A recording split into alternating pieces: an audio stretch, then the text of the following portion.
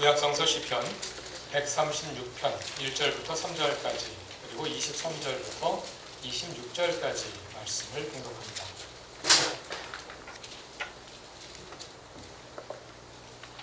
이 말씀은 교독하기로 하겠습니다. 이 말씀의 내용을 보면 그 인자심이 영원하다 하는 구령구가 나오거든요. 제가 앞부분을 읽고 여러분께서 그 인자심이 영원하다 하는 구령구를 읽어주시기 바랍니다. 먼저 1절부터 3절까지입니다.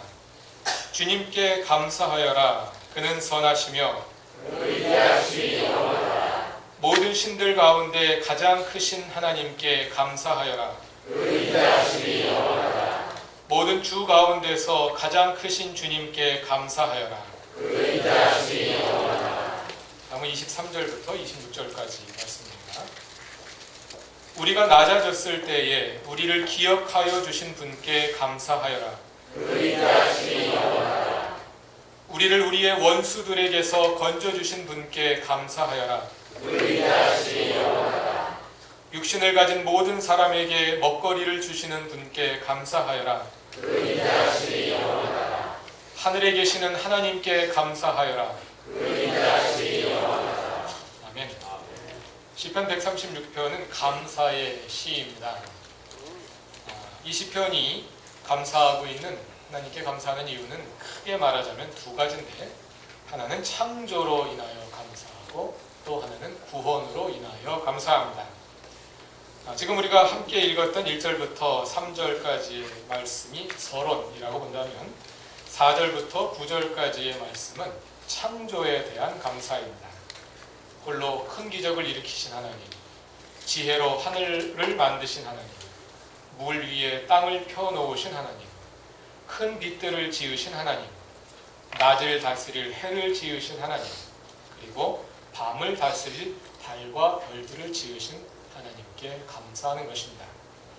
그것은 우리의 생명에 대한 감사입니다.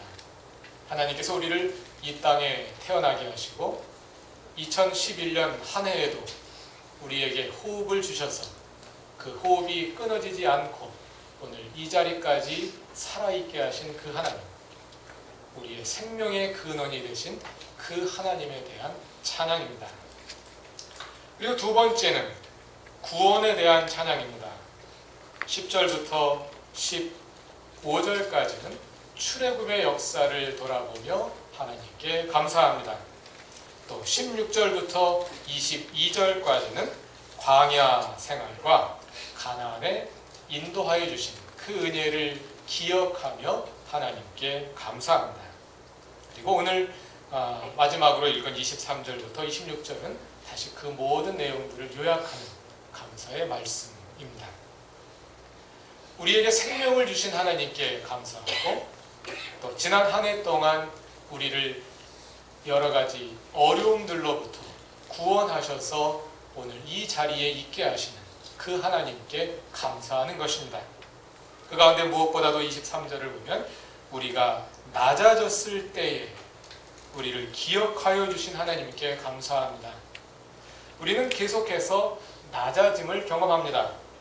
물론 우리가 신앙적인 겸손으로 우리 스스로를 낮추는 때도 있습니다만, 때로는 우리가 돈이 없어서 낮아짐을 경험하고, 때로는 우리가 남보다 외모가 못해서 입은 옷이 헐해서 낮아짐을 경험하고, 또 때로는 다른 사람이 던진 아무것도 아닌 말 한마디에 낮아짐을 경험하고, 직장에서 낮아짐을 경험하고, 가족에서 낮아짐을 경험하고, 끊임없이 낮아짐을 경험합니다. 그 낮아짐을 경험하는 것은 하나님의 자녀된 우리의 위치로부터 마치 떨어져 나가는 듯한, 내가 더 이상 하나님의 자녀가 아닌 듯한 그러한 불신 가운데, 그러한 착각 가운데 빠짐으로 인한 낮아짐, 우리 자신을 하나님의 자녀로 인식하지 못하고 마치 노예처럼 인식하는 낮은 자존감으로 인한 그러한 낮아짐입니다. 그러나 하나님은 그러한 순간순간마다 우리가 하나님의 자녀임을 기억하게 하시고, 그 낮아짐의 이유가 무엇이었든, 그것이 경제적인 이유가 되었든, 그것이 인간관계에 따른 이유가 되었든, 그것이 어떤 이유가 되었든 그 상황마다 우리로 하여금 하나님의 자녀임을 기억하게 하시고 그 낮아짐의 자리로부터 그 자리에 있는 우리를 기억하게 하시고 우리를 다시 하나님의 자녀된 본래의 위치로 회복하여 주시는 것입니다. 두 번째로 우리를 우리의 원수들에게서 건져주신 하나님께 감사합니다. 살아가다 보면 참 많은 원수들이 있습니다. 그 가운데 많은 경우는 그 사람들이 우리의 원수가 되어야 할 이유가 전혀 없음에도 불구하고 사실은 내가 그 사람을 원수로 만드는 것입니다. 그래서 굉장히 나쁜 사람인 것 같지만 알고 보면 그렇게 나쁜 사람도 아닙니다. 그 사람이나 나나 그저 조금 더 나쁘고 조금 덜 나쁘고 그 차이밖에 없습니다. 그러나 우리의 연약함으로 인하여 우리는 많은 원수들을 경험하며 살아갑니다. 그러나 그러한 순간마다 또 하나님께서는 우리들 자신, 하나님의 자녀된 우리의 자신의 모습을 다시 발견하게 하시고 그들을 원수로 여기는 것이 아니라 가족으로 여기고 사랑하게 하십니다. 정말 그러나 우리가 원수로 삼아야 할 것은 사탄입니다. 그 사탄은 그 사람 안에 있는 것이 아니라 항상 그 사람과 나 사이에 작용해서 원수가 아닌 사람을 원수로 착각하도록 우리를 속입니다. 실제로 우리가 원수로 삼아야 할 사탄은 뒤에 가서 숨어버리고 원수가 아닌 우리의 이웃을 원수로 삼도록 만듭니다. 그러나 하나님은 그러한 순간마다 우리를 깨닫게 하시고 그 원수의 속임수로부터 그 원수의 억압으로부터 우리를 해방하여 주시고 우리를 구원하여 주십니다. 지난 한 해 우리를 구원하여 주신 그 은혜를 생각하며 우리는 하나님께 감사하는 것입니다. 육신을 가진 모든 사람에게 먹거리를 주시는 분에게 감사하라. 우리가 오늘 굶지 않고 세 끼 밥을 먹을 수 있었던 것, 내 능력에 의한 것인 줄 알지만 하나님은 언제든지 그것을 우리에게서 되찾아 가실 수 있습니다. 우리에게 먹거리가 있고 우리가 오늘도 끼니를 굶지 않고 살아있을 수 있는 것, 그것은 하나님의 은혜임을 발견하는 것, 우리의 신앙의 매우 중요한 요소라고 할 수 있겠습니다. 하늘에 계시는 하나님께 감사하여라. 그래서 우리는 하늘에 계시는 하나님께 감사하게 되는 것입니다. 하늘에 계신 하나님 안 보입니다. 하나님 하늘에 계시기 때문에 여기는 없는 것처럼 느낍니다. 우리의 눈앞에 하나님이 안 보이기 때문에 마치 하나님이 없는 것처럼, 그래서 우리는 감사하지 못하고 감사보다는 절망하고 감사보다는 불평하며 살아가게 되는 것입니다. 그러나 우리에게 이 모든 신앙의 눈이 열릴 때 우리는 여기에 보이지 않지만 하늘에 계신 하나님께 감사할 수 있는 것입니다. 그것은 하늘의 시민권을 든 그 시민권 의식을 분명히 가진 사람이 할 수 있는 감사입니다. 하나님이 안 계실 것 같은 상황에서 하나님이 내 사정을 전혀 모르는 것처럼 느껴지는 그런 상황에서 하나님이 내 곁에 함께 계심을 깨닫고 발견하게 되는 것입니다. 그러한 감사가 우리에게 늘 충만하기를 바랍니다. 지난 한 해 동안 우리를 인도하신 그 모든 일들로 인하여 크고 작은 그 모든 은혜로 인하여 하나님께 감사합니다. 그리고 밝아오는 새해에는 그 감사할 일들이 더 많아질 수 있기를 바랍니다. 로마서 12장 1절과 2절 말씀을 봉독합니다. 형제자매 여러분, 그러므로 나는 하나님의 자비하심을 힘입어 여러분에게 권합니다. 여러분의 몸을 하나님께서 기뻐하실 거룩한 산 제물로 드리십시오. 이것이 여러분이 드릴 합당한 예배입니다. 여러분은 이 시대의 풍조를 본받지 말고 마음을 새롭게 함으로 변화를 받아서 하나님의 선하시고 기뻐하시고 완전하신 뜻이 무엇인지를 분별하도록 하십시오. 소망과 결단의 시간입니다.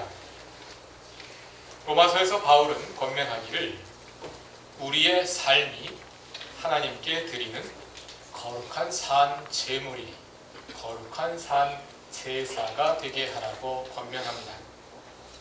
주일에 나와서 드리는 예배뿐만 아니라 우리의 일상생활 모든 삶이 365일 그 하루하루가 하나님 앞에 드리는 합당한 예배가 되게 하라는 것입니다. 주일에 교회 나와서 예배 드릴 때는 그리스도인으로 존재하다가 나머지 일주일 일상생활 속에서는 그리스도인인지 아닌지 구별할 수 없는 그러한 삶으로 돌아가는 것이 아니라 우리 한순간 한순간이 하나님 앞에 드려지는 거룩한 예배가 되게 하라는 말씀입니다. 우리가 하나님 앞에 새해를 바라보며 결단할 그러할 주제입니다. 어떻게 우리의 삶이 하나님께 드리는 예배가 될 것인가? 2절에서 설명하기를 여러분은 이 시대의 풍조를 본받지 말고, 여기서 말하는 이 시대는 오는 시대라는 말에 대조되는 개념입니다. 이 시대와 오는 시대. 이 시대는 죄악에 속한 시대입니다. 우리가 죄의 종으로, 육신의 종으로 욕심을 따라 살고 죄책감에 따라 살던 그 시대를 말하는 것입니다. 오는 시대는 더 이상 죄의 종으로 율법에 짓눌려 사는 것이 아니라 그리스도의 십자가로 말미암은 자유를 누리며 거룩한 백성으로 하나님의 종으로 살아가는 삶입니다. 바울은 말하기를 예수의 오심과 함께 우리의 삶이 예수와 관계되는 그 순간 우리는 이미 오는 세대의 하나님 나라의 백성이 되었다고 말합니다. 따라서 로마서 12장 2절에 나오는 이 시대는 문자적으로 하자면 현재라는 뜻이지만 신학적으로 말하자면 과거라는 뜻이 됩니다. 오는 세대, 미래에 올 하나님의 나라가 이미 예수 그리스도를 통하여 우리에게 현재로 경험되고 있기 때문에 이 시대는 우리에게서 이미 끝난 것입니다.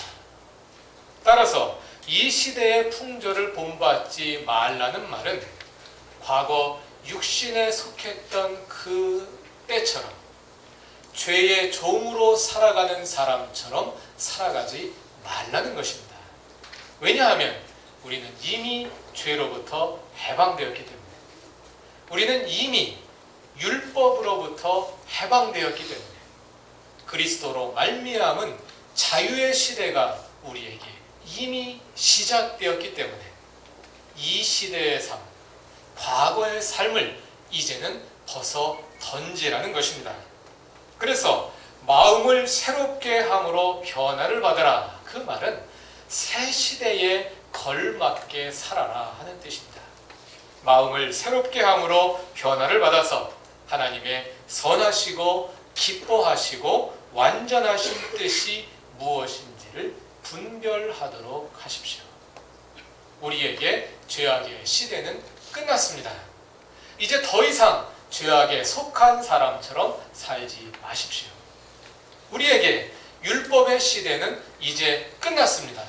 더 이상 율법이 주는 죄책감에 짓눌려 살지 마십시오.